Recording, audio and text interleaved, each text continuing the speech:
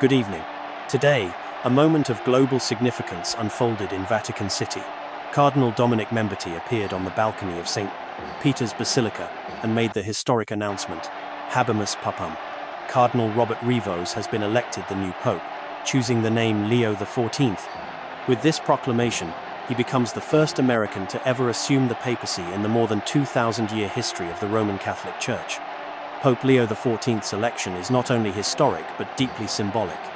Born in Chicago, Robert Prevost grew up in a vibrant Catholic community and was involved in parish life from a young age.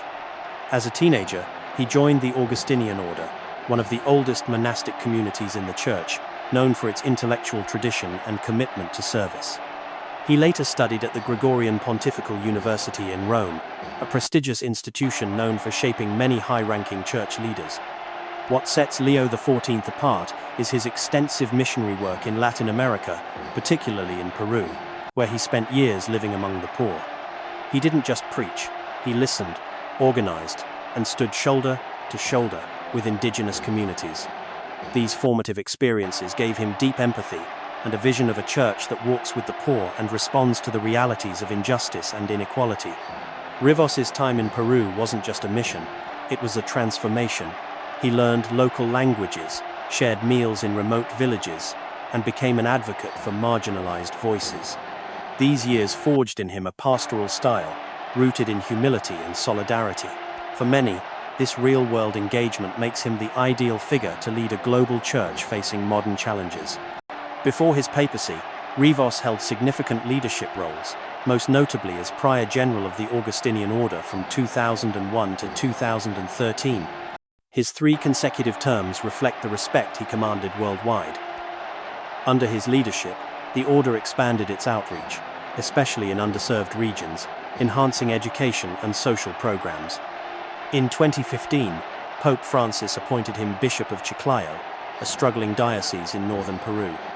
There, he championed environmental protections, restructured diocesan governance for transparency, and launched initiatives for indigenous empowerment.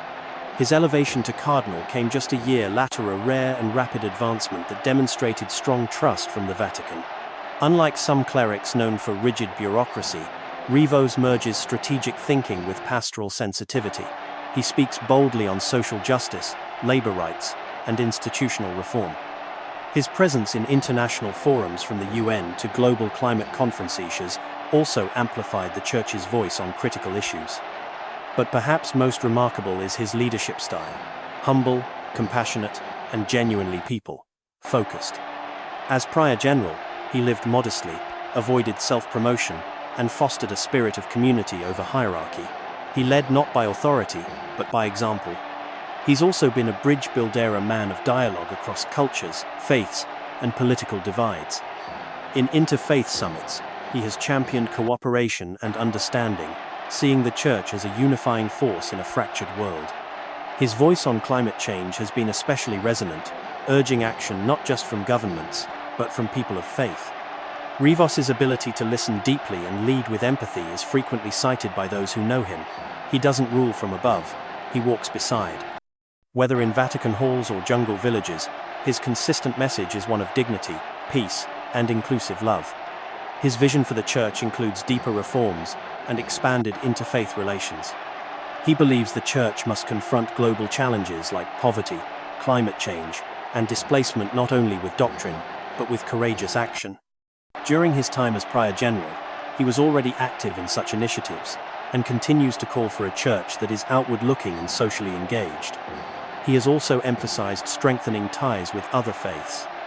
In today's world, where religious divisions often fuel conflict, Pope Leo XIV insists that dialogue, respect, and cooperation are essential for global peace. He has built relationships with Muslim, Jewish, and Eastern religious leaders, creating platforms for real collaboration. Leo XIV's papacy comes at a crucial time for the American Church. In recent years, Catholicism in the US has faced declining participation, generational drift, and institutional scandal. Pope Leo XIV, with his American roots and deep cultural insight, is uniquely positioned to reconnect the Church with disillusioned faithful, especially the young. His empathetic leadership could inspire a renewal of trust and relevance. In the face of clerical abuse scandals, his credibility and moral clarity may help rebuild confidence.